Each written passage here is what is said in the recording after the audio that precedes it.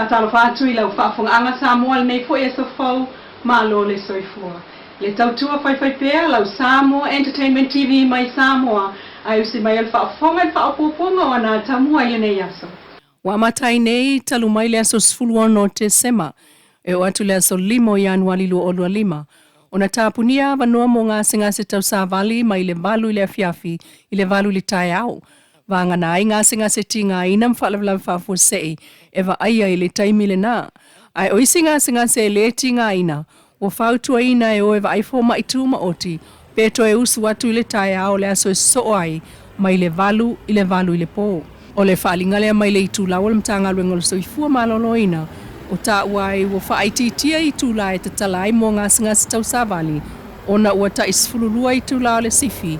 A o whaasolo atu I aso malolo kirisimasi ma le tausanga fau. Mai lava le mtanga luenga le soifua malolo ina lewa mai ai nei ona toe whaaleleia le maunta ngase I lalo manu.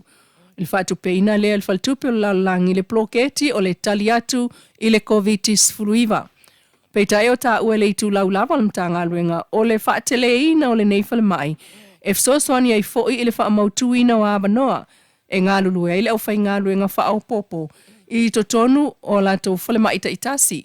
E au fiai le fo mai o le tangata e whaamaumawina tau mawhatatau, o se tangata asiasi, o le taiulu tau si soifua, po le nurse manager, o le tau si soifua e whaia whaamaumaunga masani. Ai, o le maota mo le fo mai no fotu mau. O le ngā ruenga le sa whaiai o le maota, e tusa le tau o le wha se lau walu sulu I wafe, ma le walu se lau ta la. Na whaatino e le All Electric Company Limited, a e siakia, e le MESL po le Mirasaini Leilua, e pe ona ta ue whaamaumau ngā le mta ngā ruenga.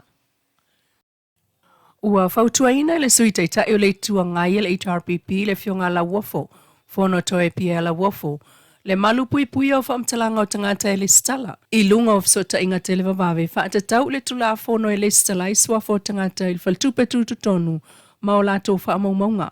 Saunola wofo e ao o na avele whaataua I le lafoina leo whaamtalanga o se tangata anga I atu I whaltupe, talu e iai lava sasi e pe o le lafo se se. O li potine whaamatu atu I tūlanga electronic reports. Whaonga ai ia teknolosi whanei on po, lono inga. E le o po se lilo I tūlanga o teknolosi whanei on po, e ei taimie, e a fo e lafo se ai a whaamatalanga. Le a tau te mori mauina le tūlanga. O I e tauna nga e fo se siwa ngal puipuinga. Ina ia malu whaamatalanga nei. O le lafo se e lunga tūlanga whaamoemoina. Ia po le whaamoemoina fo. Au sasi fo. Ala no winga e tau nei tūlanga puipui ai via vaenga umanale. O tūlanga I o le electronic reports. O saunoa le minista e ana le tulafono le fionga lau timu ia a fua wele se va ai. O le polkalame le o le awha o ngai, saunga le muma sefe mo wha maunga tangata. O le nenga luenga, le stala. O le awha atino e wha o ngai nai se polkalame wha te konolosi, wha ona pone. Ina ia mautino ai le malu pui le lei. Ma le saunga le mu, o wha maunga ma wha matalanga nei o le atu inatu. I le tātou whaltupe tūtutonu. Sauno fo I lau timu ia o whaamtalanga uma o le anga waa iai, na o le tangata e whaatangaina I lalo le tulafono. E te tau na whaamatu atu iai whaamtalanga iai fo I le awiwi e so solo ai le whaatinonga peitai. E iai lava sasi e pei ona sauno le suita I o le HRPP. Le fionga la wofo e te tau na malu whaamaumaunga nei. Tau na malu puipuia. E le ngata I tutonu o le restala. Ia e whaapea fo I taimi e whaamatu atu ai, e whaamaumaunga, e am whaamatalanga nei, a ngai I whale tupe tū maoti. Ma whale tupe o le ano no mai ai ia tupe, ia po o tausanga I nai fo ino ngā tupe.